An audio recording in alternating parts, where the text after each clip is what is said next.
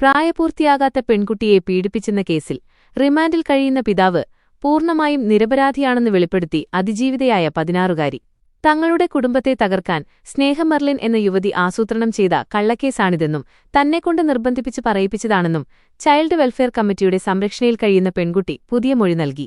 കേസിൽ തന്നെ പീഡിപ്പിച്ചത് പിതാവല്ല, സ്നേഹ മെർലിനാണെന്ന നിർണായക വെളിപ്പെടുത്തലും പെൺകുട്ടി നടത്തിയിട്ടുണ്ട്.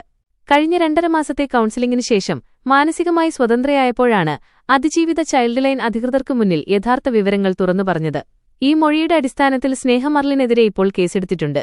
ലഹരിക്കേസിലകപ്പെട്ട് കണ്ണൂർ ജയിലിൽ കഴിഞ്ഞിരുന്ന അതിജീവിതയുടെ അമ്മയുമായുള്ള പരിചയമാണ് സ്നേഹ മെർലിനെ ഈ കുടുംബത്തിലേക്ക് എത്തിക്കുന്നത്. മാതാവ് ലഹരിക്കേസിലകപ്പെട്ടതിനു പിന്നിലും മറ്റൊരു ചതിയുടെ കഥയുണ്ട്. സഹോദരനോടൊപ്പം മൈസൂറിൽ വിനോദയാത്രയ്ക്ക് പോയി തിരിച്ചുവരുന്ന വഴിയിൽ വെച്ചാണ് ഇവർ സഞ്ചരിച്ച കാറിൽ നിന്നും മയക്കുമരുന്ന് പിടികൂടുന്നത്. ആ സമയത്ത് സഹോദരന്റെ ഭാര്യയും സഹോദരിയും ഒരു കുട്ടിയും കൂടാതെ സഹോദരന്റെ സുഹൃത്തായ മറ്റൊരു വ്യക്തിയുമാണ് കാറിലുണ്ടായിരുന്നത്. കാറിലുണ്ടായിരുന്ന സഹോദരന്റെ സുഹൃത്തിന്റേതായിരുന്നു മയക്കുമരുന്ന്. എന്നാൽ ഈ വിവരം സഹോദരന് കൃത്യമായി അറിയാമായിരുന്നു. പക്ഷെ പിടിക്കപ്പെട്ടപ്പോൾ എല്ലാവരും പ്രതികളായി മാറി. കാറിൽ നിന്നും മയക്കുമരുന്ന് കണ്ടെത്തിയതിനെ തുടർന്ന് കുട്ടിയൊഴികെ കാറിലുണ്ടായിരുന്ന എല്ലാവരെയും പോലീസ് അറസ്റ്റ് ചെയ്യുകയായിരുന്നു. ഈ കേസിലകപ്പെട്ട് അതിജീവിതയുടെ മാതാവ് കണ്ണൂർ ജയിലിൽ കഴിയുന്ന സമയത്താണ് നിരവധി ക്രിമിനൽ കേസുകളിൽ പ്രതിയായ സ്നേഹ മെർലിൻ തന്ത്രപൂർവ്വം ജയിലിൽ വെച്ച് ഇവരെ പാട്ടിലാക്കുന്നത്. താനൊരു കള്ളക്കേസിൽപ്പെട്ട് അകത്തു വന്നതാണെന്ന് വിശ്വസിപ്പിച്ച മെർലിൻ മാതാവ് വഴി ഈ കുടുംബത്തിന്റെ വിശ്വാസ്യത നേടിയെടുത്തു. തുടർന്ന് സാമ്പത്തിക പ്രതിസന്ധിയിലായിരുന്ന കുടുംബത്തിന് സഹായം വാഗ്ദാനം ചെയ്തുകൊണ്ട് മെർലിൻ ഇവരോടൊപ്പം കൂടുകയായിരുന്നു. ജാമ്യവ്യവസ്ഥകളുടെ ഭാഗമായി ജില്ല വിട്ടുനിൽക്കണമെന്ന വ്യാജേന ഇവർ കാസർകോട്ടെ ഈ വീട്ടിൽ താമസമുറപ്പിച്ചു. 21 ലക്ഷത്തോളം സന്തുഷ്ടരായ ഉപഭോക്താക്കളും 2 ലക്ഷത്തോളം തിമിര ശസ്ത്രക്രിയകളും പൂർത്തിയാക്കിയ മലബാറിലെ ഏക കണ്ണാശുപത്രി Al Salama high hospital, hospital road, Perinthalmanna. അവിടെ താമസം ആരംഭിച്ചതിനു ശേഷമാണ് കുട്ടികളിൽ നിന്ന് സമവർഗ അനുരാഗം കണ്ടെത്തുന്നതിനായി മെർലിൻ പെൺകുട്ടികളെ സ്വാധീനിക്കാൻ തുടങ്ങിയത്. ഈ മയക്കുമരുന്ന് കേസ് സംഭവിക്കുമ്പോൾ പെൺകുട്ടിയുടെ പിതാവ് വിദേശത്തായിരുന്നു. വിവരമറിഞ്ഞാണ് ഇദ്ദേഹം നാട്ടിലെത്തുന്നത്. വീട്ടിലെ 3 പെൺകുട്ടികളിൽ മൂത്ത 2 പേർക്കും സ്നേഹ മെർലിൻ രഹസ്യമായി മൊബൈൽ ഫോണുകൾ വാങ്ങി നൽകിയിരുന്നു. കുട്ടികളെ പൂർണ്ണമായും തന്റെ നിയന്ത്രണത്തിലാക്കിയ യുവതിയുടെ പെരുമാറ്റത്തിൽ സംശയം തോന്നിയ പിതാവ് മൊബൈൽ ഫോൺ പിടിച്ചെടുക്കുകയും സ്നേഹ മെർലിനെ വീട്ടിൽ നിന്നും ഇറക്കിവിടുകയും ചെയ്തു. ഇതിലുള്ള വൈരാഗ്യത്താൽ പിതാവിനെ ഭയപ്പെടുത്തി ഫോൺ തിരികെ വാങ്ങാനായി മൂത്ത കുട്ടിയെക്കൊണ്ട് എലിവിഷം കഴിപ്പിച്ച് ആത്മഹത്യാ നാടകം കളിപ്പിക്കാൻ സ്നേഹ മെർലിൻ പ്രേരിപ്പിച്ചു. ചട്ടഞ്ചാലിലെ കേറി ഫ്രഷ് കടയിൽ നിന്നും വിഷം വാങ്ങി നൽകിയതും സ്നേഹയായിരുന്നു. തുടർന്ന് കുട്ടി 2 ദിവസത്തോളം ICUവിൽ കഴിയേണ്ടി വന്നെങ്കിലും ഇതെല്ലാം സ്നേഹയുടെ തിരക്കഥയുടെ ഭാഗമാണെന്ന് പിതാവ് അറിഞ്ഞിരുന്നില്ല. തുടർന്ന് 2ാമത്തെ പെൺകുട്ടിയെ പൂർണ്ണമായും സ്വാധീനിച്ച യുവതി കുട്ടിയെ സ്കൂളിൽ പോകുന്ന വഴിയിലും നേരിട്ടും കണ്ട് തന്നെ വീട്ടിൽ നിന്നും ഇറക്കിവിട്ട പിതാവിനെതിരെ കള്ളപ്പരാതി നൽകാൻ പദ്ധതി തയ്യാറാക്കി. സ്കൂളിലെ ഒരു അധ്യാപിക വഴി കുട്ടി പീഡിപ്പിക്കപ്പെടുന്നുവെന്ന വിവരം കൈമാറിയാണ് മെർലിൻ തന്റെ പ്ലാൻ നടപ്പിലാക്കിയത്. സ്കൂളിൽ കൗൺസിലിംഗിന് വിധേയമാക്കിയ പെൺകുട്ടിയെക്കൊണ്ട് പിതാവിനെതിരെ വ്യാജ പരാതി ഉന്നയിപ്പിച്ചു. സ്കൂൾ അടയ്ക്കുന്നതിന്റെ തലേദിവസം അരങ്ങേറിയ നാടകീയ നീക്കങ്ങൾക്കൊടുവിൽ മാർച്ച് 30-നാണ് മേൽപ്പറമ്പ് പോലീസ് അതിജീവിതയുടെ മൊഴിയുടെ അടിസ്ഥാനത്തിൽ പിതാവിനെ സ്കൂളിലേക്ക് വിളിച്ചുവരുത്തി അറസ്റ്റ് ചെയ്യുന്നത്. താൻ തെറ്റു ചെയ്തിട്ടില്ലെന്നും മകളെ ആരോ സ്വാധീനിച്ചു പറയിപ്പിച്ചതാണെന്നും പിതാവ് തുടക്കം മുതൽ പോലീസിനോട് പറഞ്ഞിരുന്നെങ്കിലും അധികൃതർ അത് വിശ്വാസത്തിലെടുത്തില്ല.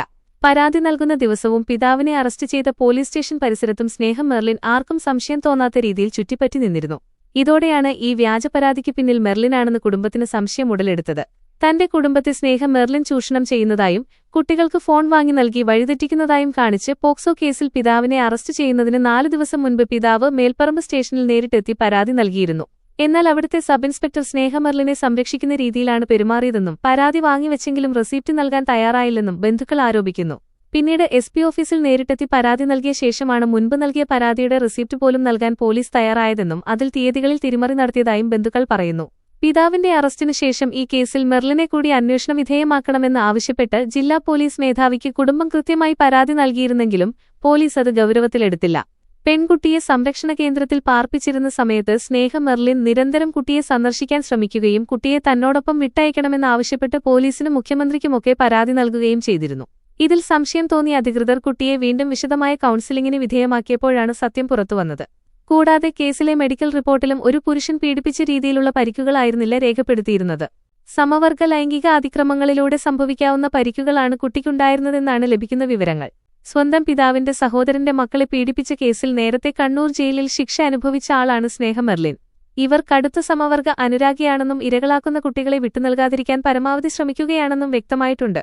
കാസർകോട് നഗരത്തിലെ ഒരു ഹോട്ടലിൽ 10 വർഷം തുടർച്ചയായും തുടർന്ന് ദുബായിൽ 16 വർഷത്തിലേറെയായി സൂപ്പർമാർക്കറ്റിലും ജോലി ചെയ്തുവരുന്ന പറയത്തക്ക സൗഹൃദ ബന്ധങ്ങളോ നിയമപരമായ പരിജ്ഞാനമോ ഇല്ലാത്ത ഒരു സാധാരണ പ്രവാസിയാണ് പെൺകുട്ടിയുടെ പിതാവ്. കുടുംബത്തെ അതീവ ഗൗരവത്തോടെ കണ്ടിരുന്ന ഈ പിതാവ് ഭാര്യ ലഹരിക്കേസിൽപ്പെട്ടതോടെയാണ് നാട്ടിലെത്തിയത്. അറിയാത്ത കുറ്റകൃത്യത്തിന്റെ ഭാഗമാകേണ്ടി വന്ന മാതാവും ഒരു സ്വവർഗ അനുരാഗിയുടെ ക്രൂരമായ തിരക്കഥയിൽ പിതാവും ഇവിടെ ഒരേപോലെ ശിക്ഷിക്കപ്പെട്ടിരിക്കുകയാണ്.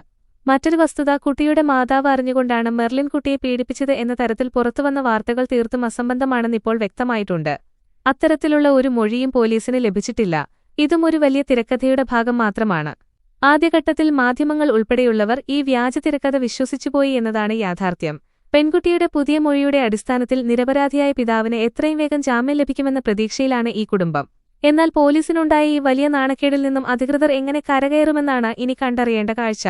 വരും ദിവസങ്ങളിൽ ഈയൊരു സംഭവം കേരളം ചർച്ച ചെയ്യുകയാണെങ്കിൽ ഒരു പിതാവിനും മാതാവിനും ഒരുപക്ഷെ അവരുടെ തകർന്ന ജീവിതത്തിലേക്ക് തിരിച്ചുവരാൻ സാധിച്ചേക്കും.